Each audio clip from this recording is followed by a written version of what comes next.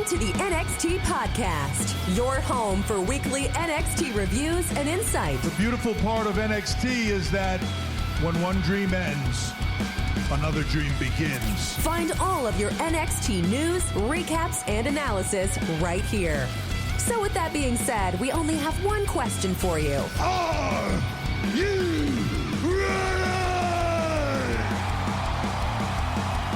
We thought so. Let's get the show started right now.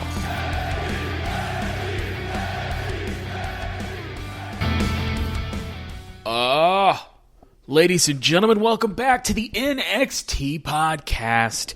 My name is Zachary Smith. I am your host here this week, as I am every week. Excited to talk to you again about another interesting episode of NXT. We are coming off of Halloween Havoc last week, in my opinion, and seems as though in most of your opinions as well, a very successful show, a very good return to form for the Halloween Havoc name.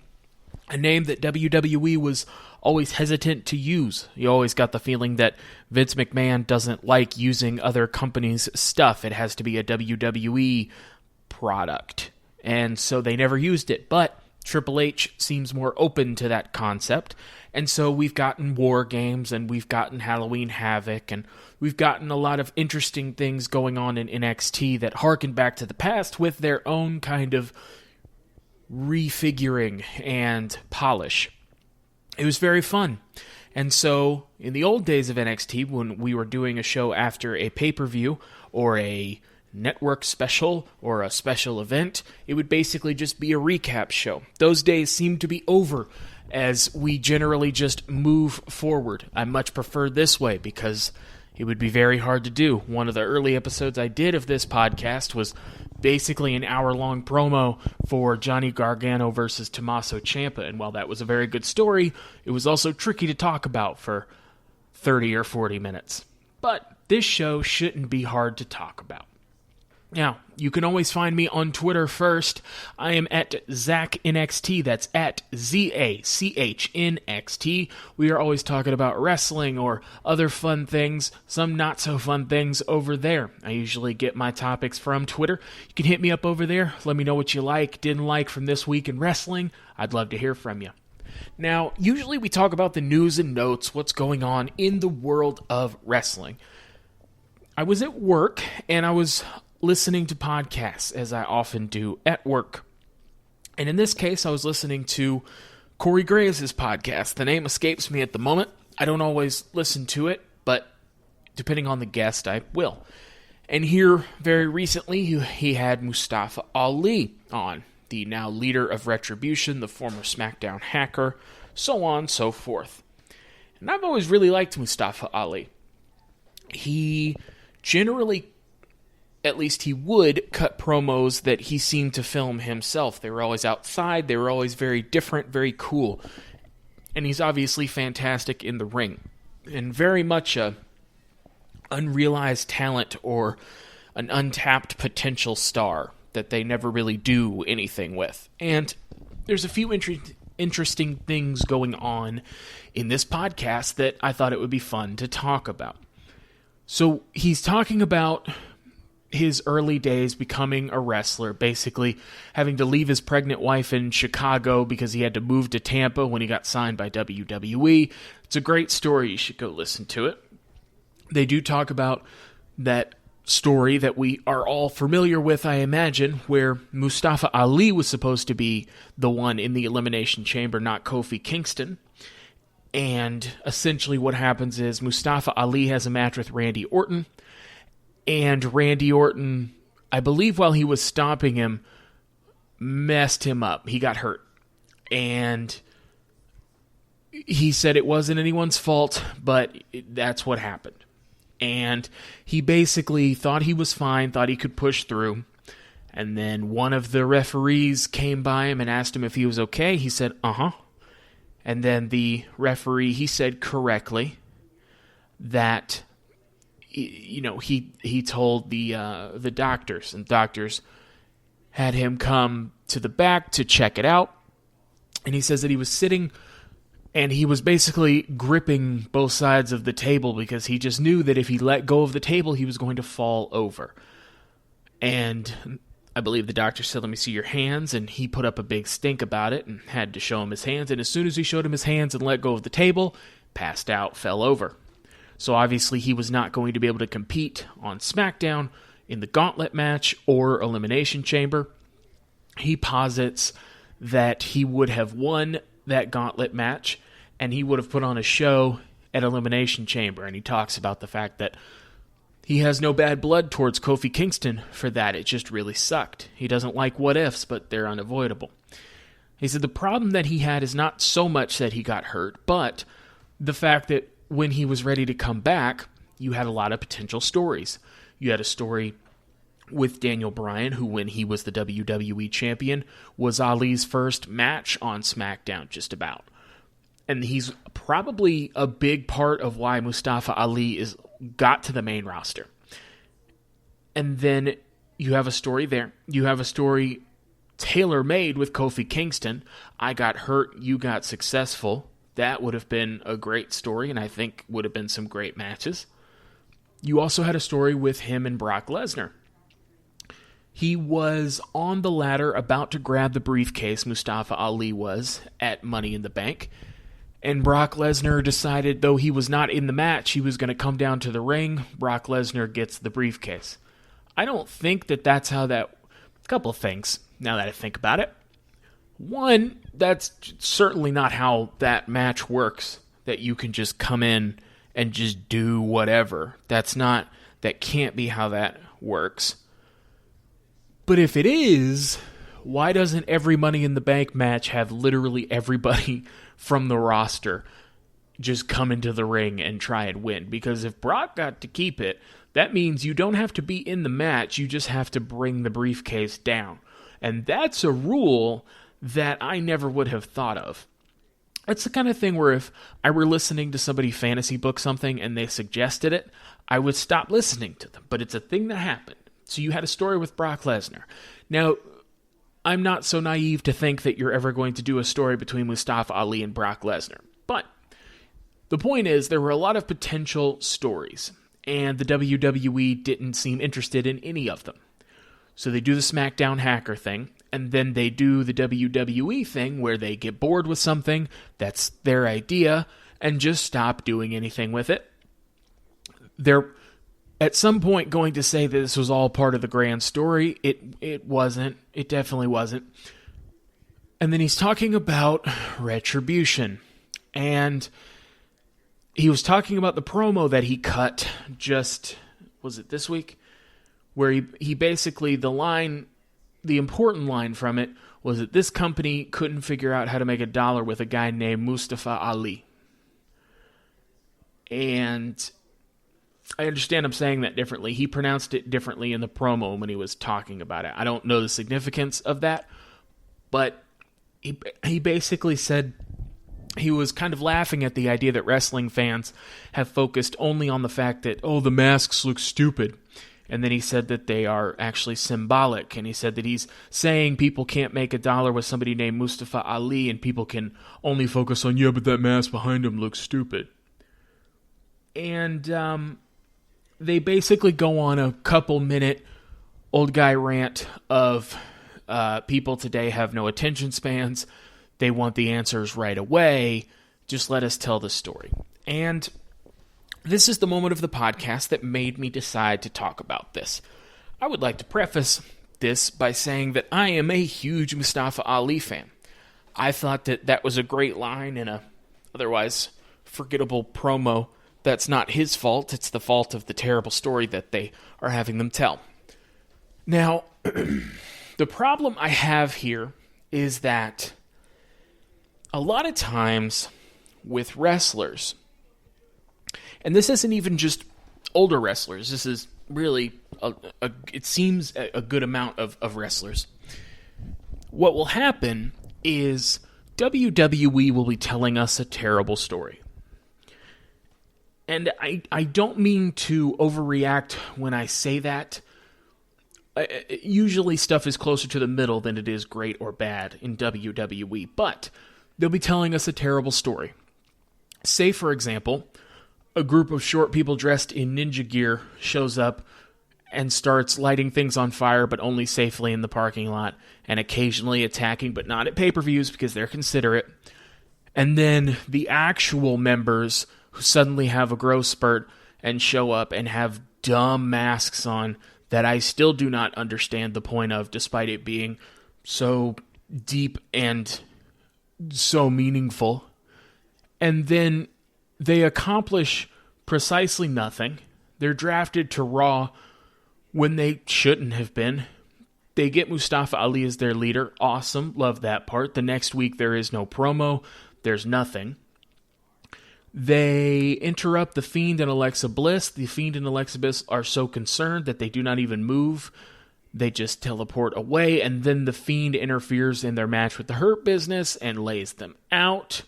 They have looked like chumps against the Hurt Business, and to my knowledge, all that they have done the entire time that they have been on television is they have complained about not getting their shots. Now, I need to specify again that I understand that this is not Mustafa Ali or Mia Yim or Shane Thorne or Dominik Dijakovic or Dio Madden's faults. All of them are trying to make chicken salad out of this chicken stuff that they have been given. But at some point, a hole is too deep to climb out of. Now, I would have been fine if there had been deeper meaning to their name changes or their masks or their behaviors. I would have been fine with that. I've said a few times, there's a seed of a cool idea in Retribution. But all we've gotten is weeds so far.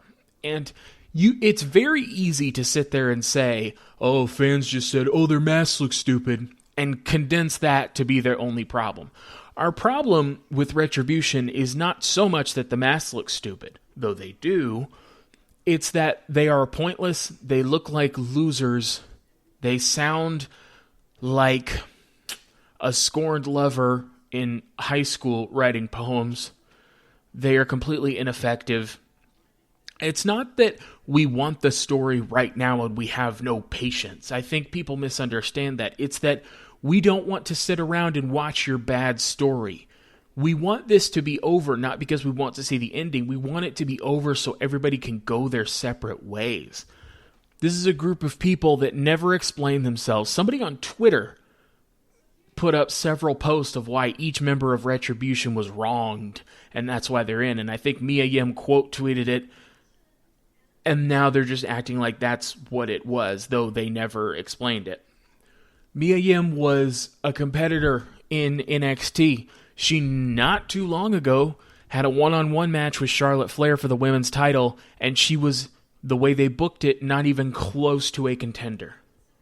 She was in a story with Candice LeRae. She was doing things on NXT.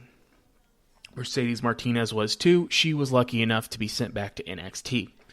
Dio Madden was an announcer that stood up to Brock Lesnar when he was in a feud with Rey Mysterio, and I believe Brock F5'd him, and we basically didn't see him again. The idea being that they didn't give him a chance to redeem himself. That is not what happened. The problem is that we know that Dio wasn't working out as a commentator. He wanted to go back to being a wrestler. Not to mention, we saw him on Raw Underground. So he went from a commentator to being on Raw, albeit in a rip-off Fight Club. He was doing fine.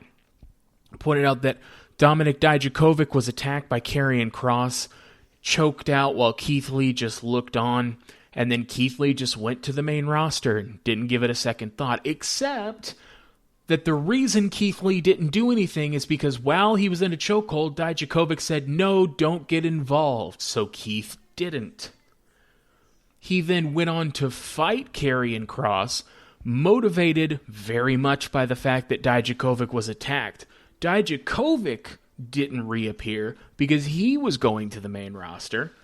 Then Keith Lee came to the main roster. They were doing different things, so why would Keith Lee check on you? You're clearly fine.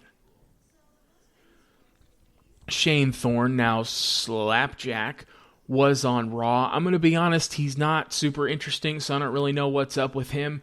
He is not wronged. He is a tag team guy that doesn't have a tag team partner anymore. Even in NXT, the tag team, TM41, is that what it was? I don't remember. They weren't a memorable tag team. They were the 17th most interesting team in NXT at that time. That's not a betrayal. You're not that interesting at the moment. So all of these stories would be great. I agree if that's the story that was being told to me, but it's not. I'm getting the story of a group of losers who banded together because people treated them like losers, and then they lose. And I really don't like to have to say that because I like everybody involved in Retribution, and there is a seed of a good idea in it. But I am not somebody who has a short attention span. I have a great deal of patience, but I'm not going to sit through a bad story just so I appease you when you want to scream at me to give the stories a chance to develop. One, I don't think you know where you're going with it, so you don't know the story you're telling. And two, every single part of this has been a bad story. If I'm reading a bad book, I close the book. I don't read the other 200 pages hoping that by the end I'll be like, well, they really turned that around and wrapped up the story well. If people don't like your book, they close it. You can't get mad at the reader for writing a bad story. Let's talk about some good stories. Let's talk about NXT, though.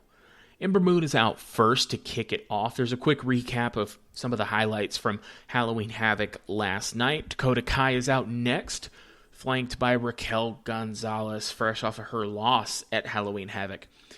Ember, at the end of the match, is going for the Eclipse, but Raquel Gonzalez distracts her by getting on the apron, also distracts the referee, and Dakota Kai grabs her off the top rope and hits the Goda Kick to win. Goda Kick is still a finishing move that usually looks bad. It's up there with the cave-in by Cameron Grimes. It's just a move that by its default isn't going to look like it hurts. I'm sure it would, but it just doesn't look like it does. That's weird. Ember Moon loses. That's an interesting way to have Ember go. Seemed like they were going to do more with Ember, but maybe we're just setting up something with her and Dakota Kai. I don't know. Feels like she might be middling a little bit, but that's fine. We cut to the back, and Shotzi Blackheart's being interviewed. She says that she gets to pick her opponent tonight, and she chooses Toni Storm. She says she's always been a fan of Storm, and Shotzi wants to test herself. So we're going to get Shotzi Blackheart, Toni Storm tonight. Somehow, in the very next segment, there's already a video package. And what do you know? Toni Storm is talking about fighting Miss Shotzi Blackheart, and she talks about how Toni's more aggressive now, and she's going to use Shotzi as a stepping stone. You stop it. Shotzi is nobody's stepping stone. You take it back. Toni Storm's great. Shotzi Blackheart's the best. I don't want to hear this blasphemous nonsense. There's a video package of Io Shirai next. Io Shirai says that she wants to fight Rhea Ripley. I'm good with it. You don't usually see the champion challenging somebody, but it makes sense. These two have a history. There's a score to settle there in some capacity. I have been on Team Rhea Ripley taking the title from Io Shirai. I thought that we were going to get one or two more opponents for Io before we went to Rhea Ripley because I think that Rhea would win that title back. But if we're going to do it now, let's do it now. It's going to be a fantastic match. Rhea Ripley is red hot, even more so than she was before she won the title the first time, it seems. Hard to gauge without a crowd, but whatever. So I'm good with it. Cut from that to the ring, and we have Killian Dane and Drake Maverick finally on the Hulu cut. I am aware that they've been on the show, and their skits have been very funny, but I only have time to watch the Hulu cut here, and whatever gets cut. Must not have been that important. So I have missed watching live all of this ridiculous nonsense that's been going on that I love so much. I love that stupid theme music. I love how into it Drake Maverick is, and I especially love how Killian Dane and Wade Barrett are so not into it and so hate it and the music. You can feel the disgust in Wade Barrett's voice when he hears that theme song, and it's fantastic every time.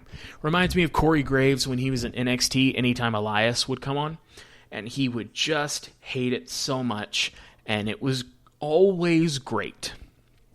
It appears as though all of Killian Dane and Drake Maverick's tag team moves consist of Killian Dane throwing Drake Maverick in some way, shape, or form at their opponent. That is great. He tags Drake Maverick too hard. It basically is a chest chop. Fantastic. We go split screen and a white SUV's pulling up, and it's Pat McAfee arriving with Oney Lorcan, Danny Burch, and Pete Dunne. Pat McAfee takes the camera from the cameraman. He's talking to his boys. They all walk in, and they walk out to the ring. They come out and they attack both teams. McAfee is still at ringside recording.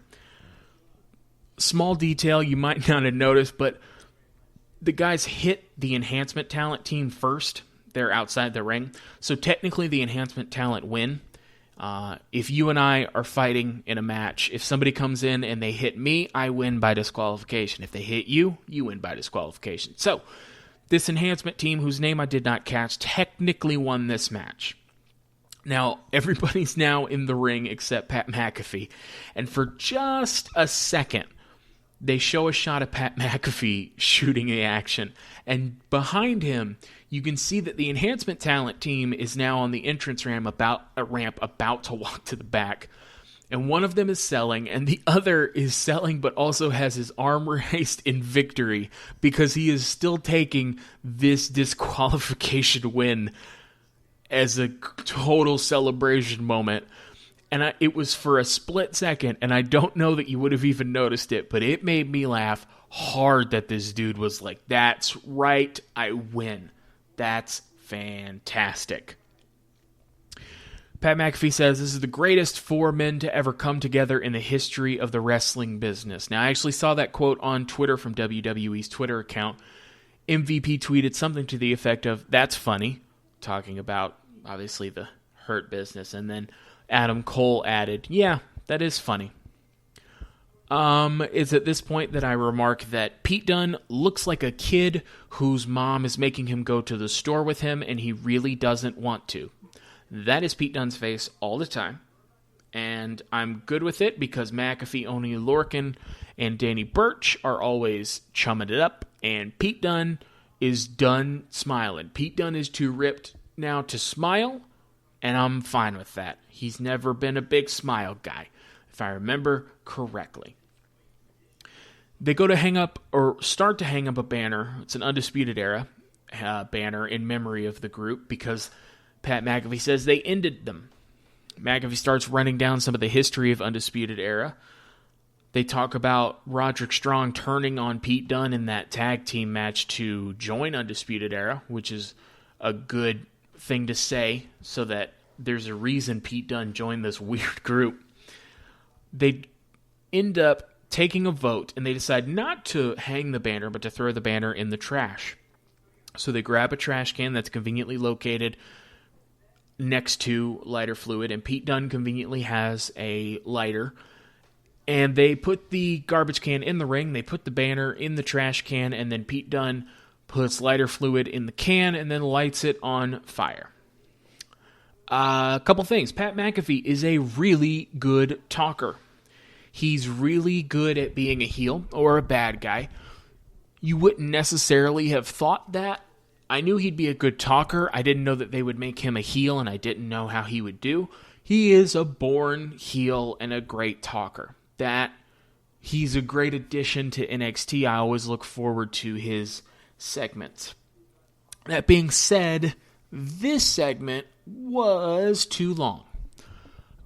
They basically had time to discuss the banner, do some jokes, arrive, run down the whole darn near history of the Undisputed Era, state several times that they ended the Undisputed Era. They had time for a bunch of cutaway jokes. This just went on for a really long time. And it's weird to me that nobody from Undisputed Era was there. Usually with a segment like this that goes this long, if somebody says that they're like running down the history of another opponent or they're really talking down about the opponent will either, their entrance music will hit and they'll come down to the ring, or sometimes the person will just be on the video screen. That's what I thought was going to happen, because Pat McAfee just kept talking and kept talking and kept talking. And I thought, surely this is going to be interrupted by somebody. I don't know who it would be. It's definitely not going to be Rich Holland. He's hurt. And it's probably not Adam Cole, but I thought somebody was going to interrupt him, but nobody did. Somebody probably should have, because I don't know how long this went, but it felt like a very long time. If this were in the hands of somebody who wasn't an excellent promo like McAfee, and Oney Lorcan, Danny Burch, and Pete Dunne providing excellent backup, I think that this would have been bad.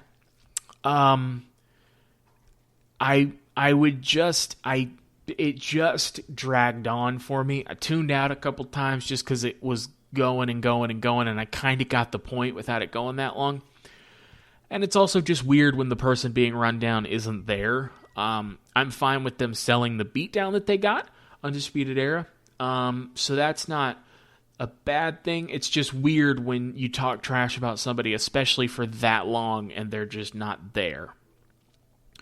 So they burn the banner.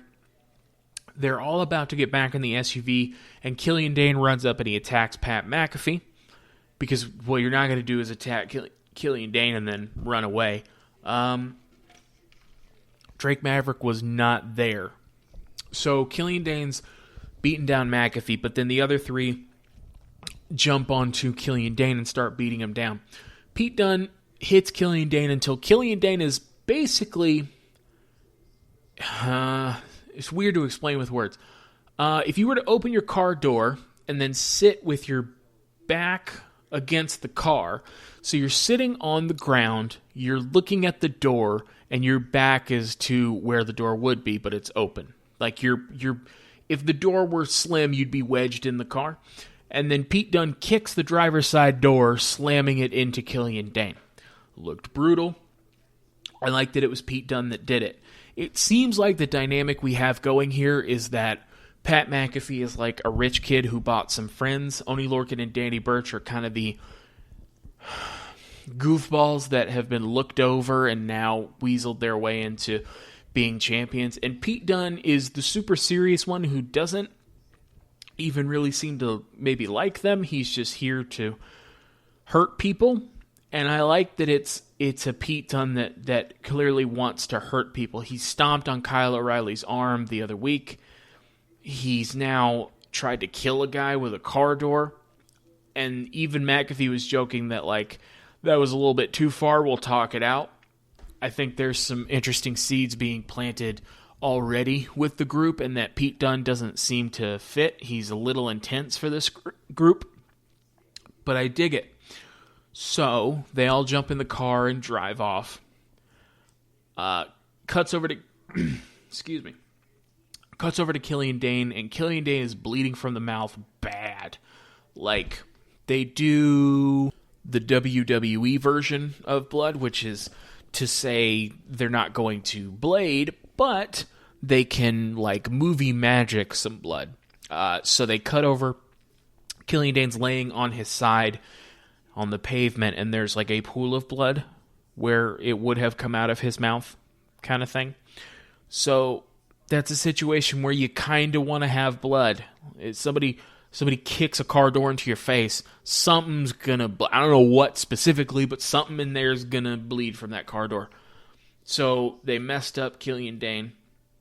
So you have some stuff now between this group, Killian Dane and Drake Maverick. You also have some stuff between Drake Maverick and Killian Dane because he wasn't there.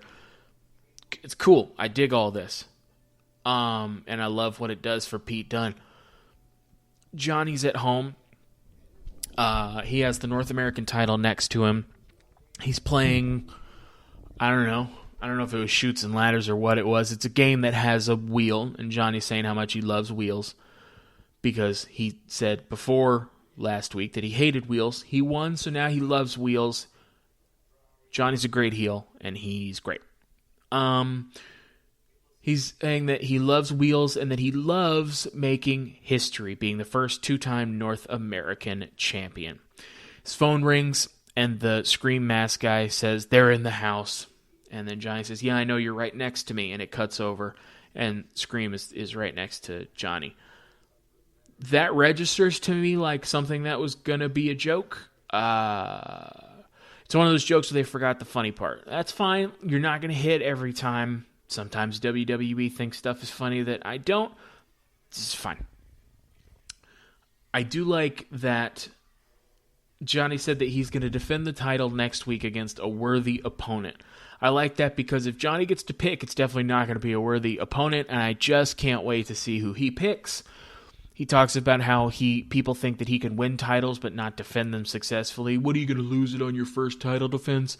Which is an interesting way to bring up his history, because in the past he has had trouble defending the titles that he wins. He's known for, winning big matches when he has to, but then once he's at the mountaintop, maybe not so much, I guess, which is interesting. I hadn't thought about it before. I like that the Scream Mask guy is just sitting there, so that means that Johnny's making the person still wear that mask and outfit, but also hang out in his house, which is just great. And then our main event, Toni Storm, Shotzi Blackheart. I believe Shotzi loses, but I didn't quite catch it because the point of this was that it cuts to the video screen on top, and Candice LeRae, who's outside, are starting to zoom out, and it shows that Shotzi's mini tank thing is in the street, and a car pulls up. It's dark, and you can see it looks like a big truck, like a monster truck almost, comes up, and Candice goes to stop the car and then gets around to the driver's side and gets in the car. She looks at the camera from the driver's side and said, "This is what happens when you put your nose into other people's business." Candice LeRae then runs over that mini tank with that truck, and it shows Shotzi in the ring, and boy, Shotzi acts exactly the same way as Bray Wyatt did when he was in the ring and Randy Orton burned down his house. The real devastated about this kind of thing. And with Bray Wyatt, made sense because it's a house. Shotzi, it feels like you could get another mini tank. Also not sure why your mini tank was out in the road, or if Candice stole it, why you don't lock your mini tank. It's a mini tank. Somebody's going to try and steal it, Shotzi. But it was just like Bray Wyatt getting his house burned down, which is great when you think about the fact that it is just a mini tank that she doesn't even use that often.